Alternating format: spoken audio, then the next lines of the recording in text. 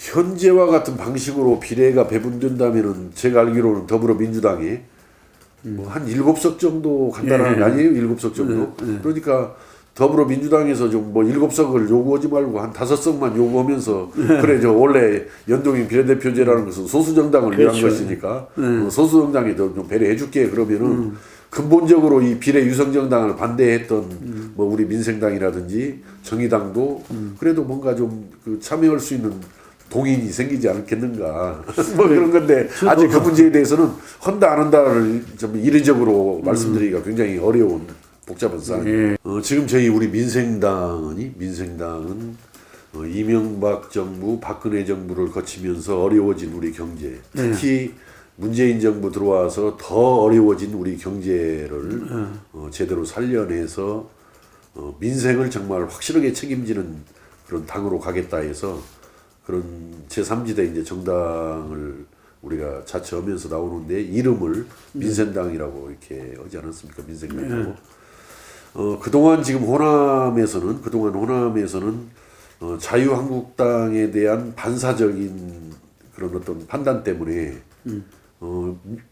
문재인 대통령에 대한 지지가 높았고 또 더불어민주당에 대한 지지가 높았던 겁니다. 그것은 자유한국당에 대한 반사적인 어떤 그런 판단이기도 하지만은 그 가운데 제3지대 어떤 그런 정당이 안 보이는 거예요, 이게. 분열에 분열을 거듭오면서 지리멸렬하게 있는 상태에 오다 보니까 그래, 우리 자유한국당이 싫으니까 우리는 그러면은 보이는 것은 그래도 우리가 전통적으로 지지해왔던 민주당이 보이니까 민주당에 대한 지지가 현재 높은 상태인데 지금 이제 민생당이 출범을 했고 특히 민생당이 내거는 기치는 뭐냐면은 이명박 박근혜 정부 때 어려워진 경제, 문재인 정부 들어와서 특히 어려워진 경제를 제대로 살려내는 것을 목표로 해서 우리가 이 정당을 내세워 가겠다 이제 이렇게 되어 있기 때문에 저희들은 지금 이제 이게 우리 민생당이 출범한 지 얼마 되지 않았습니다만은 저는 호남에서 상당한 관심을 끌을 수 있으리라고 생각되고 많은 지지를 얻어낼 수 있어서 저는 솔직히 뭐 지난번 국민의당 때와 같은 돌풍을 일으키기는 좀 쉽지는 않겠지만은 적어도 5대5 싸움은 가능하다고 생각합니다. 5대5 싸움은. 예. 적어도 민주당 대 우리 민생당이 5대5 정도에서 누가 더 과반을 차지하느냐 이 싸움이 아마 벌어지리라고 생각합니다. 박지원 대표님의 말씀은 나는 자유한국당이 아니다라는 선언이라고 생각해요. 나는 자유한국당은 아니다.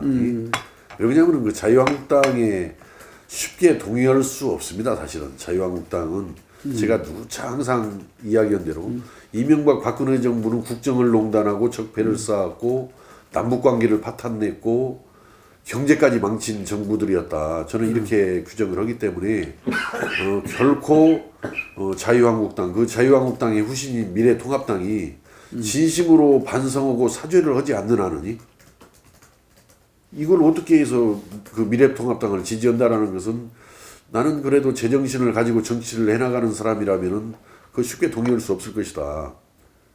그래서 현재 이제 문재인 정부가 이제 아까 이명박 박근혜 정부보다 경제를 더 망쳤고 또 뭡니까 뭐 조국 장관 사퇴 문제라든지 또 뭐 선거 개입 함영 수사 의혹 등으로 공정성이 흔들리는 이런 상황 속에서는 아마 우리 국민들은 민생당과 같은 제3의 정당을 저는 선택할 수밖에 없으리라고 이렇게 봐지고 그러나 우리 민생당과 같은 이런 당은 자유한국당과 뭔가 협력한다든지 연대해서 앞으로 정치를 전개시켜 나갈 이런 뜻은 없는 거죠.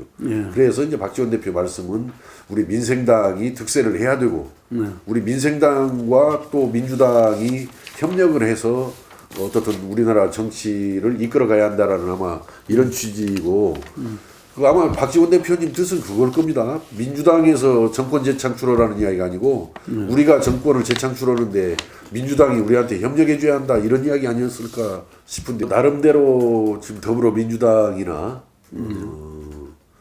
지금 현재 미래통합당 공천하느라고들 아마 고생도 많이 하고 뭐 당내에 많이 논란도 분분한 걸로 알고 있습니다만은 뭐 선거 때마다 항상 모든 당이 혁신공천한다라고 하는데 그 내용을 들여다보면은 저 결과가 혁신공천의 결과인지 저도 의문을 갖지 않을 수 없습니다만은 뭐 우리들은 굳이 진부하게 뭐 혁신공천하겠다라고 이렇게 말씀드릴 것까지는 없고 저희들은 전 지역구에서 최대한으로 모든 후보를 다 내겠다라는 그런 마음을 가지고 혹시 이제 경합이 드는 데가 있으면은 공정한 룰에 의해서 갈래를 타는 이런 정도인데 지역구에서는 그렇게 큰 뭐 어려움은 저는 없으리라고 봐지고 이제 비례대표 공천인데 비례대표 공천도 지금 현재 저희들이 이제 어느 정도 정당 득표율을 하게 될지는 모르겠지만은 한 10명까지는 좀 각계 분야별로 이렇게 좀 안배를 해서 그분들이 좀 비례로 선정될 수 있도록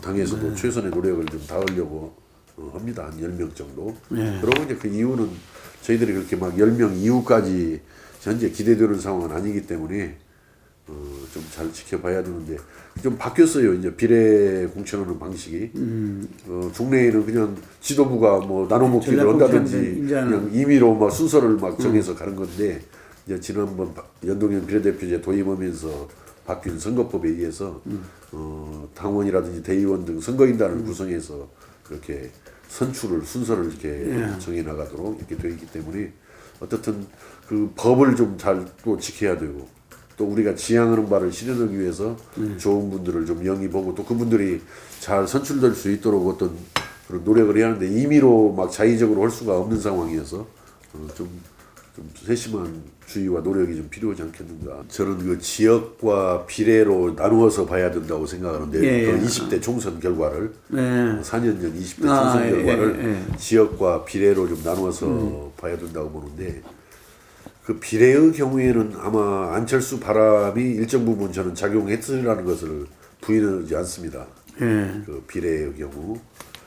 그런데 지역의 경우 그 당시 우리가 호남 28석 중에서 23석을 얻었어요. 그 호남에서 우리 지역구가 28석 중에서 23석을 얻어서 상당 부분을 다 쓸었죠. 일방적으로.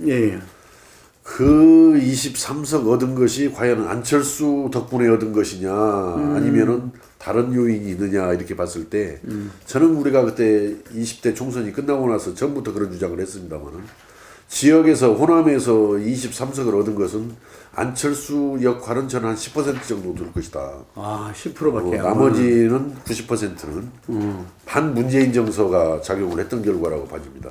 그때 문재인 대통령이 호남을 방문하느냐 마느냐 가지고 그렇죠. 그때 당시 많은 논란이 있었지만 맞습니다. 그러나 그분들도 많이 고심 끝에 논란 끝에 방문을 했는데 방문할 때마다 더 떨어져 갑니다. 이게. 그래서 그때 아마 3번까지 방문하신 걸로 알고 있는데 4번 방문했으면 아마 더 떨어졌을 겁니다. 그때. 그래서 저는 그 경우를 상기해 보면서 호남에서 23석을 얻는 것은 안철수 바람 덕분이라기보다는 반문재인 정서가 작용했던 결과지 안철수 대표 그 호남에 오지도 않았어요. 사실은 선거 때. 선거 때 안 왔습니다. 호남에 거의 의미 있게.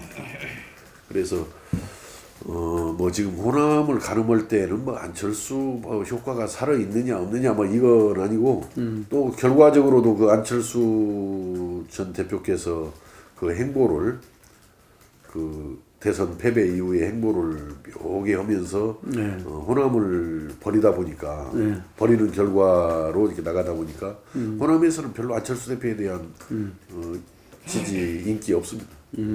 오히려 안철수랑 함께하면 더 마이너스 될 거다라고 이야기하는 분들도 있을 정도로 그 호남에서는 꺼졌습니다. 그러니까 정치는 살아있는 생물이라고 하는 것이 실감하는 게 바로 이런 경우입니다. 4년 전에는 문재인 대통령이 오면은 올수록 그 민주당 후보들이 더 떨어졌는데 지금은 문재인 대통령에 대한 지지가 이렇게 높은 상황이었죠. 지금까지. 그렇기 때문에 이제 현재 그 민주당이 아닌 다른 정당들이 상당히 힘들게 고전을 해왔는데 지금 이렇게 민생당이 어떻든 스타트 출발을 이렇게 하면서 또 문재인 정부에서 실패하고 있는 여러 가지 경제 문제에 대해서 우리가 대안을 제대로 제시해 나간다면은 아까 그래서 제가 5대5 싸우면 된다라고 한 것이 그렇게 일방적으로 밀리지 않습니다. 민주당한테 이제는 우리가 일단 절반짜리지만 그래도 통합을 했고 또 우리가 문재인 정부가 가장 실패하고 있는 경제 살리기에 대한 우리가 대안을 제대로 제시를 해나가면은 충분히 호남에서 그 5대5 싸움이 될 것이다. 제가 오늘 현충원에 우리 민주통합 의원 모임들이 좀 찾았어요. 현충원을 아까 참배를 했는데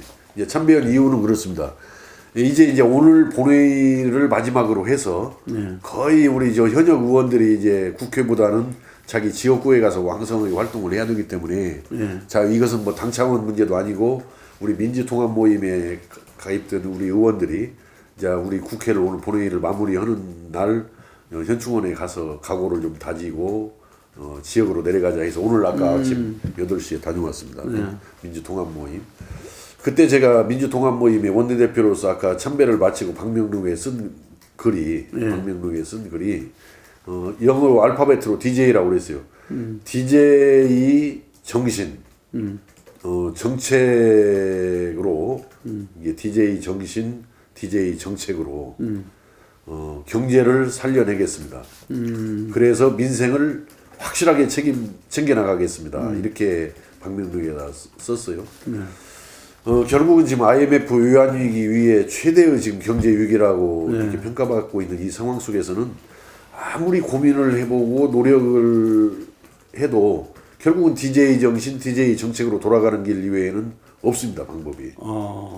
결국 DJ가 그 당시 IMF 외환위기를 1년 만에 극복을 하고 또 우리 경제를 1년 만에 회복을 시킨 그 배경이 뭐냐, 그 정책이 뭐냐, 여기에 우리가 한번 그 초점을 맞추어서 이 고민을 하면은 해법은 금방 나옵니다. 그래서 그 DJ 정부가 사실은 98년도 IMF 외환위기를 떠안고 출발했을 때가 마이너스 5.5% 역성장을 했어요. 98년도. 그런 것이 이게 99년도에 가가지고는 99년도로 넘어가면서 외환보유고를 충분히 다 확보해서 외환위기에 벗어난 것과 동시에 11.3%라는 경이적인 성장을 이뤄냈습니다. 99년도에 11.3%라는 경이적인 성장을 이뤄냈는데 과연 그 비결이 뭐냐? 김대중 대통령이 그 98년도 2월 25일 출범할 때 어느 한 언론 사설에서 이렇게 이야기했어요. 이 IMF 외환위기를 5년 안에만 극복을 해도 역사는 위대한 업적을 남겼다고 찬사를 보낼 것이다. 근데 5년이 아니고 딱 1년 만에 IMF 외환위기를 극복했고 또 마이너스 5.5%라는 역성장을 11.3%라는 경이적인 성장로 뒤바뀐 배경은 당시 취했던 20% 공공부분 감축, 공공부분의 20% 감축. 그 다음에 공급자, 결국은 과감한 구조조정 등을 통한 공급자 시장 조성. 이 두 가지 정책이 그 자체로는 뼈를 깎는 굉장히 고통을 수반하는 정책이었지만은 20%를 감축하니까 얼마나 많은 그 공공부분도 그 고통을 겪었겠어요. 또 이 구조조정을 통해서 많은 실업자들이 양산되고 막 문을 닫고 막 이런 엄청난 그 어려움을 겪었지만은 바로 그 정책이 뼈를 깎는 고통이 수반되는 그 공공부문 20% 감축, 그다음에 과감한 구조조정을 통한 공급자 시장 조성. 이것이 결국은 IMF 외환위기를 극복하고 1년 만에 11.3%라는 경이적인 성장을 이루었다. 결국은 김대중 정부 들어와가지고 99년, 2000년, 2001년, 2002년 4년 동안에 연평균 성장률이 8.01%라는 아주 경이적인 성장을 이루어낸 거죠. 그러니까 그때로 돌아가야 돼요. 내가 볼 때는 이 지금 이 경제 위기를 극복하기 위해서는 골이 돌아가는 거 말고는 달리 방법이 없습니다. 근데 그것이 바로 뭐냐면은 공공부분에 그래서 제가 지난번에 교섭단체 대표연설에서 3.3 정책을 취하자. 공무원 30% 감축. 공공부분 모든 산업 중에서 공공부분이 차지하는 비중을 30% 감축을 하자. 3.3 정책. 이걸 하지 않고는 나라의 성장 잠재력을 되살릴 길이 없다.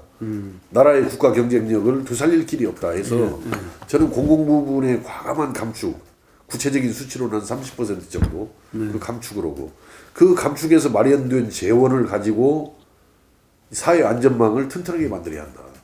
실업급여의 수준, 실업급여의 지급 기간, 또 재교육을 형식적으로 하지 말고 제대로 된 내실 있는 재교육 등을 통해서 노동개혁을 할 수 있는 사회 안전망을 만들어야 한다. 이거죠. 공공부문 30% 감축 재원을 가지고.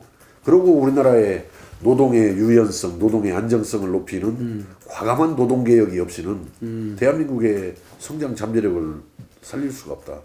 결국 대한민국의 경기 부진을 해소할 길은 없다. 대한민국의 현재의 경기 부진, 경제 위기를 해소할 수 있는 유일한 길은 공공부문 개혁과 노동개혁인데 노동개혁을 무조건 막 그 개혁할 수 없는 거 아닙니까? 뭔가 그 사회 안전망이라는 장치를 갖춰야 하니까. 그러니까 공공부문 개혁과 이 노동개혁 사이에는 사회 안전망이라는, 우리가 더불어서 함께 살아가는 나라야 되니까 일방적으로 노동자들 희생만 강요할 수가 없으니까 노동자 대책을 강구해 주면서 또 우리 기업들이 제대로 굴러가고 살아가기 위해서는 노동개혁이 또 필수적이니까